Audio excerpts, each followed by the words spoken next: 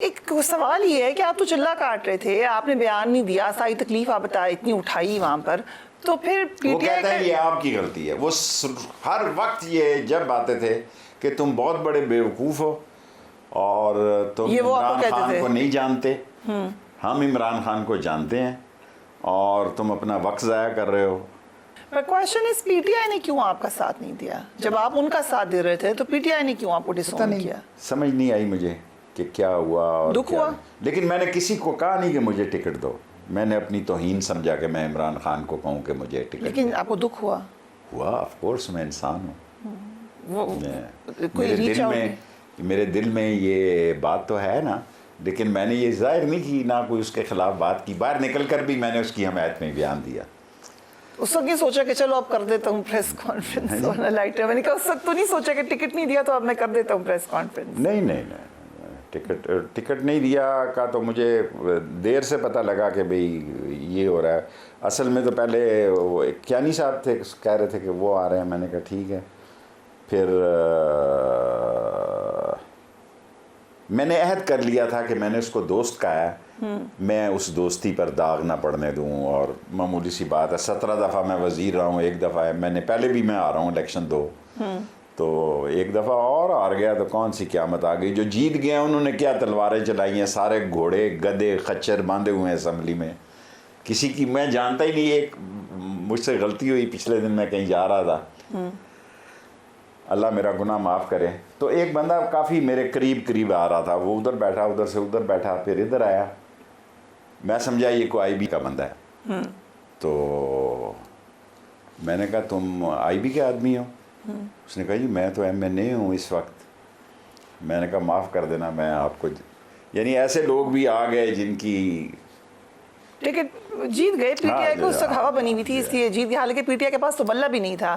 لیکن شیخ صاحب سوال یہ ہے کہ اگر آپ کی پارٹی اور آپ کا الائنس رہتا پی ٹی آئی کے ساتھ تو پی ٹی آئی کو فائدہ نہیں ہوتا؟ وہ بعد میں جو سنی اتحاد کونسل اور دیگر کے پاس گئے، آپ کی ایک پارٹی تھی، آپ اس کو نہیں آفر کرتے کہ ریزرو دراصل سیٹ زلفی سے بخاری جمع وہاں کرا بیٹھا دیں؟ ایک رول ادا کر رہا تھا لندن میں، اچھا. کیونکہ میرے پاس بعض ایسی غلط اطلاعات تھیں، ممکن ہے کہ ان کا خیال تھا، کیونکہ مجھے پتا تھا کہ بہت ساری چیزوں کا. لیکن عمران خان کی حد تک میں شور تھا کہ عمران خان کو ان باتوں کا نہیں پتا، وہ اس کو دھوکے میں رکھا جا رہا ہے. تو آپ نے بعد میں ریچ آؤٹ کرنے کی بھی کوشش نہیں کی؟ نہیں. ابھی تک نہیں کی؟ کرنا چاہیں گے؟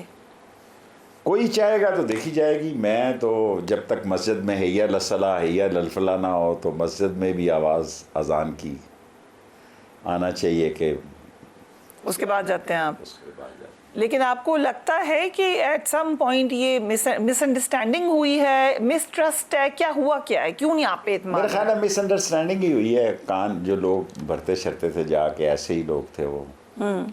لیکن اب پارٹی کا کیا حال ہے کہ اب دیکھیں نا اس ملک میں کیا ہے. عمران خان نہ ہو تو پیپلز پارٹی ٹھس غرق، کوئی بندہ ہی نہیں ہے پیچھے. فضل الرحمان نہ ہو، جے یو آئی کا کوئی بندہ ہی نہیں ہے کہ شیرانی کو چھوڑیں اس کو. طاہر القادری نہ ہو تو کوئی اس کا بندہ ہی نہیں ہے.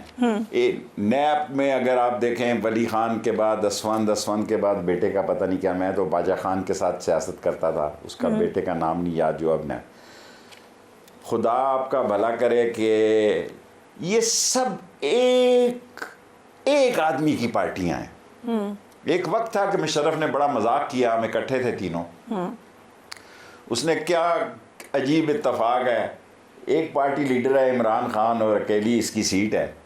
طاہر القادری صاحب کی بھی اکیلی سیٹ ہے اور شیخ رشید صاحب کی بھی اکیلی سیٹ ہے.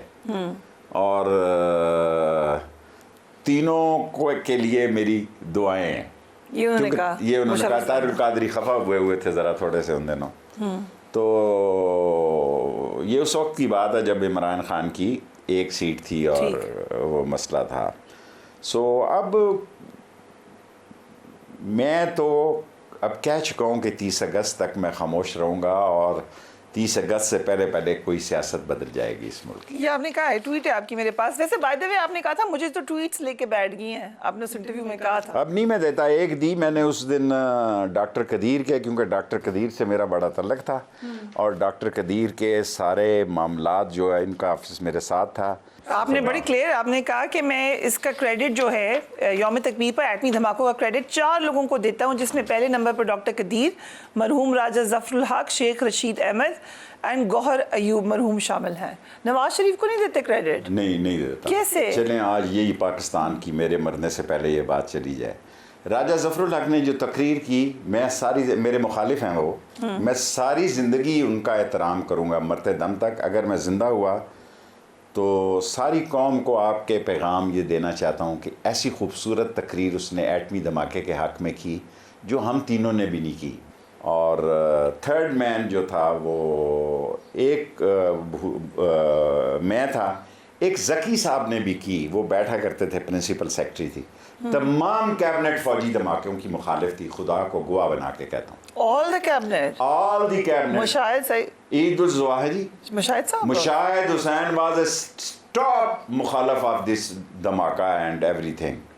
میں مروں گا، میں کعبے کی چھت پہ گیا ہوں اور یہ اعزاز 4 آدمیوں کو حاصل ہوا جو میں نے پلان کیا اور جس میں مشرف کی مجھے سپورٹ حاصل تھی۔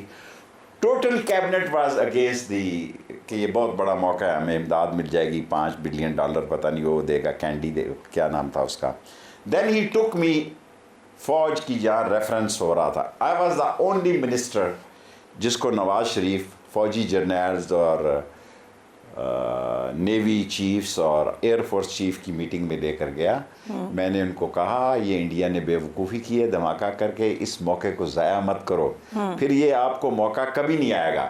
اس نے کہا تم ڈاکٹر قدیر کی بات کرتے ہو، وہ بھی یہ کہتا ہے۔ میں نے کہا بالکل 100% ڈاکٹر قدیر صحیح کہتا ہے۔ لیکن آپ کو نواز شریف لے کے گئے تو انہوں نے بھی تو، انہیں پتا ہوگا آپ کیا کہہ رہے ہیں، اسی لیے لے کے گئے آپ کو۔ وہ فوج نے فیصلہ دیا کہ آپ سیاسی لوگ فیصلہ کریں کیونکہ سینکشن لگیں گی۔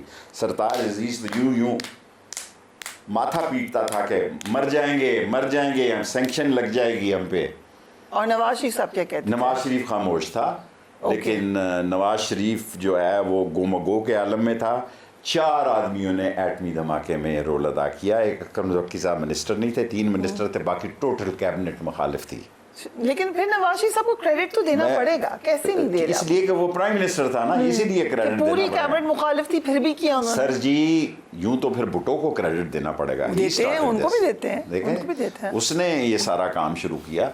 ڈاکٹر قدیر کے ساتھ بھی ان لوگوں نے اچھی نہیں کی، وہ بڑا رسودہ اور سودہ اور بڑا دل شکنی کی حالت میں مرا۔ ہیرو پاکستان کے، وہ پاکستان کا جو ہیرو تھا